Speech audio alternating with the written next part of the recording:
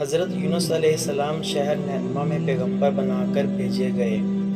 آپ لوگوں کو ہدایت کرتے، نیکی کی طرف بلاتے، برے کاموں سے روکتے تھے۔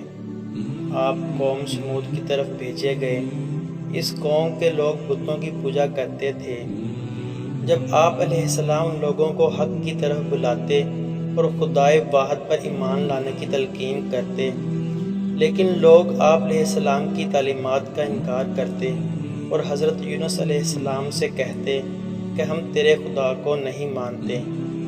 اس پر آپ علیہ السلام فرماتے کہ خدا کے عذاب سے ڈرو جو بہت سخت عذاب ہے۔ لوگ آپ علیہ السلام کی باتیں سن کر آپ علیہ السلام کا مذاق اڑاتے اور آپ علیہ السلام اور آپ کی راہ میں رکاوٹیں کھڑی کرتے۔ آپ علیہ السلام نے قوم سمود کو راہ راست پر لانے کی بہت کوششیں کی، لیکن بھٹکی ہوئی قوم پر آپ علیہ السلام کی نصیحت کا کوئی اثر نہ ہوا، تو آپ علیہ السلام کو یقین ہو گیا کہ یہ لوگ خدا پر ایمان نہیں لائیں گے۔ آپ علیہ السلام مایوس ہو گئے۔ مایوسی کی حالت میں آپ علیہ السلام نے قوم سمود کی تباہی و بربادی کے لیے بدعا کی اور اس سرزمین سے نکل پڑے۔ چلتے چلتے دریائے فرات کے کنارے پہنچے تو دیکھا کہ ایک کشتی کنارے پر لگی ہوئی ہے، لوگ اس پر سوار ہو رہے ہیں۔ ان کی دیکھا دیکھی آپ علیہ السلام بھی اس پر سوار ہو گئے۔ جنہیں جانا تھا وہ سب سوار ہو چکے۔ کشتی لوگوں سے بھر چکی۔ اس کے بعد کشتی اپنی منزل کی طرف روانہ ہوئی۔ سمندر پر سکون تھا، آسمان بھی صاف تھا، مسافر اطمینان سے بیٹھے ہوئے تھے۔ جب کشتی بیچ سمندر میں پہنچی تو دیکھا کہ آسمان پر سیاہ بادل اٹھ رہے ہیں، پھر ہوائیں چلنے لگی۔ ہوا اچانک طوفان کی شکل اختیار کر گئی۔ سمندر میں کشتی ڈگمگانے لگی، سمندر کی لہریں اوپر نیچے ہونے لگی، بارش بھی شروع ہو گئی۔ طوفان کے جھٹکوں اور پانی کے تھپیڑوں سے کشتی کے ڈوبنے کا اندیشہ ہو گیا۔ کشتی میں بیٹھے ہوئے مسافروں میں سے ایک نے کہا کہ معلوم ہوتا ہے کہ کشتی میں کوئی ایسا شخص بھی سوار ہے جس سے کوئی بڑی غلطی سرزد ہو گئی ہے۔ جب تک ایسے شخص کو کشتی سے نہ نکالا جائے، کشتی کا صحیح سلامت رہنا محال ہے۔ وہ شخص کون ہے یہ بتانا مشکل ہے جب تک کہ وہ خود کو پیش نہ کرے۔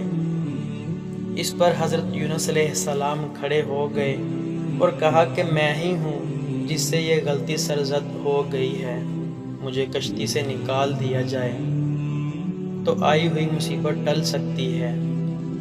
تمام مسافر حضرت یونس علیہ السلام کا منہ تک رہے تھے، جس نے خود ہی سب کے سامنے اپنی غلطی کا اظہار کیا۔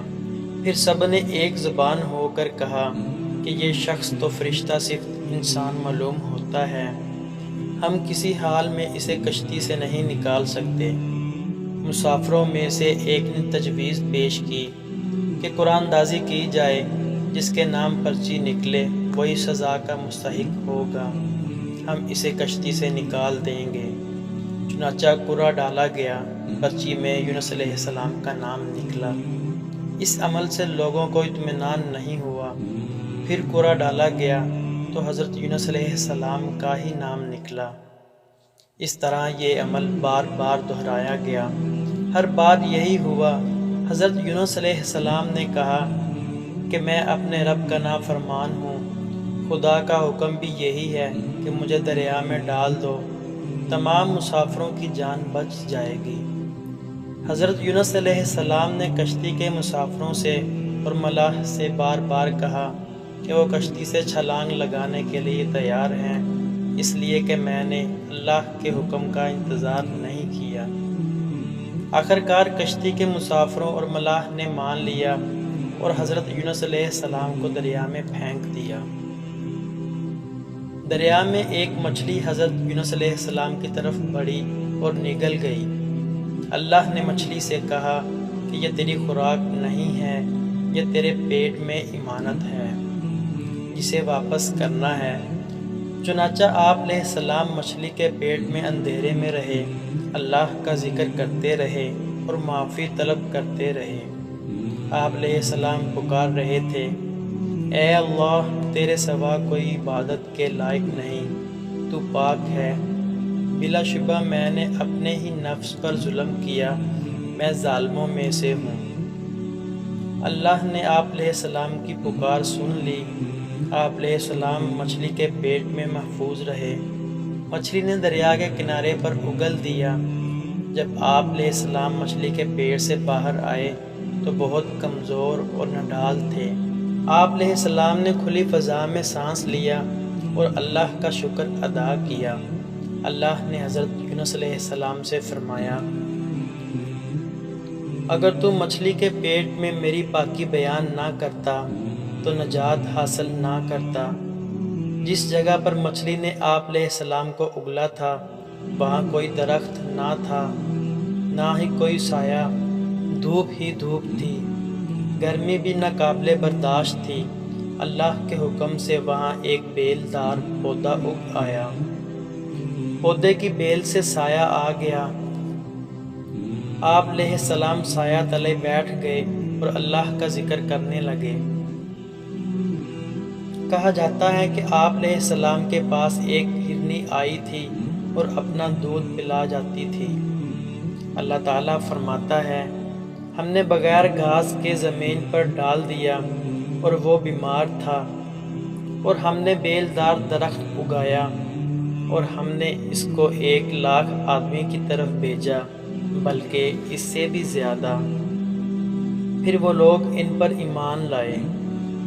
ملک نینوا چھوڑ دینے کے بعد آپ علیہ السلام کی قوم آپ کو بہت زیادہ یاد کرنے لگی۔